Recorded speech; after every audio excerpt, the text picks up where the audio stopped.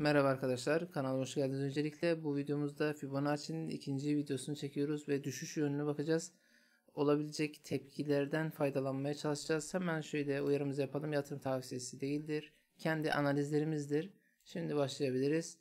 Şöyle Vestel'i açtık. Bakın burada yukarı doğru bir güzel bir trend var. Uzun süredir yukarı doğru kazançlı bir şekilde gitmiş. Daha sonra ters bir şekilde satışıyor ve artık düşüşe başlıyor.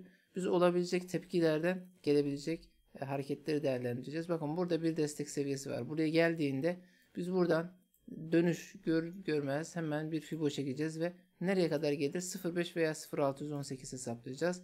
Ve buradaki küçük hemen kısa vadeli çok kısa vadeli kazanç yönlü değerlendirmemize bakacağız. Bakın buradan destek seviyesiydi. Bu destekten geldi ve 0.618 nokta atış bir şekilde bakın şurada altın oranı değdiğini görüyoruz. Ve burası artık pahalı seviye. Neden? Çünkü geldi destek seviyesini biz kullandık. Yukarı doğru geldi artık pahalı seviye 0.618'den dönmesini veya 0.5'ten de dönüyor bazen.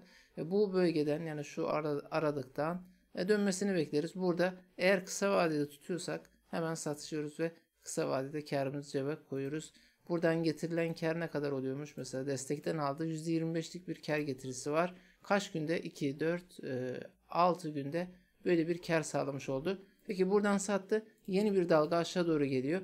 Bu sefer destek nerede bulacak? Bakın şu bölge high seviyesi. Bunun biraz üzerinde şurada böyle küçük bir alım satım dönmüş. Ve bu seviyeyi bekliyoruz. Ve bu seviye tutundu. Tutundu ve aşağı kırmıyor. O zaman bu seviyeyi de kullanabiliriz. Şu alttan aldık. Bakın şöyle çıkıyoruz. Fibonacci ve dibe koyduk. Nereye kadar gelecek? 0.5 veya 0.618. Şu bölgelerde bakın burada yatayda bağladığına göre buradan herhangi bir alım yaptığımızda ilk satış yerimiz 63 civarı olacak. Çünkü burada 0.5 seviyesine geliyor. O zaman %14'lük bir kar getirisi sağlıyor burada. Burayı da değerlendirmiş olduk. Hatta iki kez gelmiş. Bu şekilde değerlendiriyoruz ve tekrar aşağı doğru düşmeye devam ediyor. Düşüş trendi bu şekilde. Bizler Fibonacci düşüşlerde desteklerden alıp buradaki düzeltmenin 0.618'ine kadar getirip burada hemen satıyoruz. Kısa vadede trade işlemi gerçekleşmiş oluyor. Peki biraz daha gerilere gidelim. Mesela şu bölgede bir tepe var ve tepeden satış işlemi gerçekleşiyor. Bakın burada bir akümülasyon var. Dikkat ederseniz buradaki akümülasyon daha sonra burada akümülasyonlar hakkında yine video hazırlayabiliriz. Buradaki alıcılar burada toplamışlar ve bu fiyatı yukarı doğru götürmüşler. Burada bırakmışlar, satmışlar ve düşmüş. Tekrar nereye? Bakın akümülasyonun başlangıç seviyesine kadar düşmüş. Burası o zaman tepki gelebilecek bir nokta ve burada alıcıyı gördüğümüzde bakın hemen alıcılar geliyor. O zaman hemen bir Fibonacci çekeceğiz. Nereye bekleyeceğiz? 0.618 veya 0.5 seviyesi oradaki gücüne bağlı. Hemen bakıyoruz nereye kadar gelmiş. Buradan alıcılar gelmiş ve 0.618 nokta atış bir şekilde burada bakın satış gerçekleşmiş. Yani buradan gelen alıcılar yine şurada sattılar. Burada toplanan alıcılar burada sattılar. Tekrar aşağı geldiğinde tekrar buradan harekete geçtiler. Çünkü maliyetlerine geldi. Tekrar aldılar ve tekrar bu sefer trend başlamadı ama daha trend başlamadı. Tepki hareketi olarak nereye geldi? 0.618 pahalı seviyesine gelmez hemen tekrar satışa başladılar ve buradan tekrar satışı sürdüğünü görüyoruz. Buradaki kar oranı ortalama %38, ciddi bir şekilde de kar var. Biraz uzun sürmüş olabilir fark etmez ama sonuç başarılı bir ticaret oldu burada da. Peki bu günlüklerdeydi. Mesela haftalıklarda da var. Haftalıkta genelde daha iyi sonuçlar alınabilir. Başka bir hisseye bakalım. Mesela Aksen daha doğrusu Aksa da vardı. Şöyle evet bakın burada ciddi bir miktarda düşüş gerçekleşmiş. Hemen bu düşüşün Fibonacci'sini alacağız ve pahalı seviyesi nerede düzeltmeye girebilir, nerede satışlar yoğunlaşabilir. Hemen onu hesaplamak için bu düşüşü alıyoruz ve bitişine kadar bir Fibonacci çektiğimizde 0.618'i bekleyeceğiz. 0.618 bu bölge oluyor. Bakın burada nasıl satıcılar yerleştiğini görüyorsunuz. Çünkü artık pahalı seviyeye geldi. Yani buradaki düşüşün pahalı seviyesi burasıydı. Tekrar buradan bir düşüş geldi. Buradan tabi bu fiyat döndüğünde yapılan kar %73. %73 karı cebine koydular. Tekrar ucuzladı fiyat tabi. Bu sefer de yükseliş yönlü trend başlayacak. Burada değerlendirilenler iki kez kar etmiş olacaklar bu şekilde. Yani burada artık pahalı seviyeden satıp tekrar desteklerden yerine koyabilirler ve ikinci kez 2 tur kar edebilirler. Düşüş yönünü de bu şekilde neyi değerlendiriyorlar? Pahalı seviyeler, en yakın pahalı seviyeleri satış fırsatı olarak görüp değerlendiriyorlar, satıyorlar ve oradan tekrar desteğe gelmesini bekliyorlar. Şimdi tekrar başka bir hisseye bakalım. Petkim. Bakın Petkim'de biraz daha detaylı inceleyeceğiz süreyi. Çok uzun süre bakın burada fiyat yukarı doğru gelmiş. Burada sert bir şekilde satıldığını görüyoruz. O zaman biz neyi bekleyeceğiz? Biz fiyatın dönmesini bekleyeceğiz. Nereden? Anlamlı bir yerden dönmesini bekleyeceğiz. Bakın burası tepe seviyesi. Burada bir tepe seviyesi var. Hemen buraya bakın bir ara şöyle alacağım. Burası bir eski tepe ve sert bir şekilde düştüğünde burada alıcıyla karşılaşıyor. Alıcıyla karşılaşıyor. Buradan ki satış yüzde kaç bakın.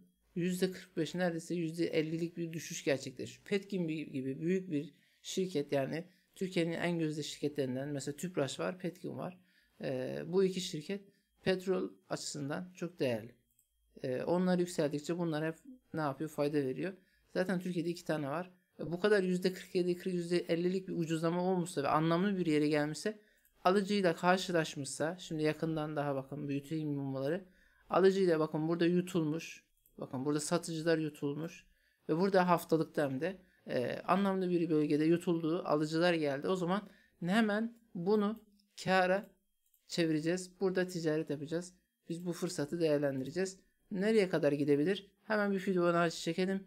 En pahalı seviyesini bulalım ve oraya kadar elimizde tutacağız. Bakın şöyle çekiyorum. Fibonacci 0.618 ve bingo. Bakın nokta atışı bir şekilde ne yapmış?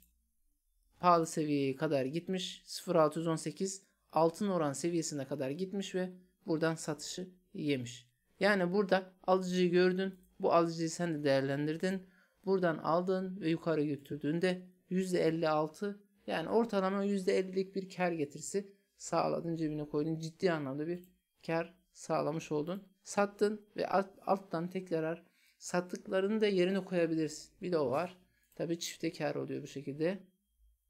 Bu da Fibonacci düzeltmelerinde, yani düşüş yönünü düzeltmelerinde kısa vadede böyle al sat için çok güzel bir strateji oluyor. Bu şekilde arkadaşlar, çok fazla uzatmayacağım videoları. Buradaki alıcıları görmeniz önemli. Bakın şöyle, hatta isterseniz şöyle keselim. Evet, yakından da bakabiliriz buradaki alıcı. Bu son örneğim olacak. Çok fazla uzatmak istemiyorum. Bakın böyle geliyor, düşüyor, düşüş devam ediyor. Evet, işte burada alıcıyı görüyorsunuz. Bu yutan mum. Bunun daha sonra belki videosunu çekebilirim. Anlamlı bir bölgede böyle bir yutan mum geldiğinde biz bunu değerlendirme biliriz ve stopumuz da hemen ne olacak? Şuranın altı olacak. Buranın stop. Buranın altına tekrar düşmeye devam ederse o zaman zararı göze alacaksın. Ne kadar zararı göze alacaksın? Bu gövdesinden aldığında %8'lik bir zararı göze alırsın. Ama böyle bir büyük bir şirket bu öyle bir %50'lik bir düşüşte, yani tepkisi daha yükseğe gidebiliyor.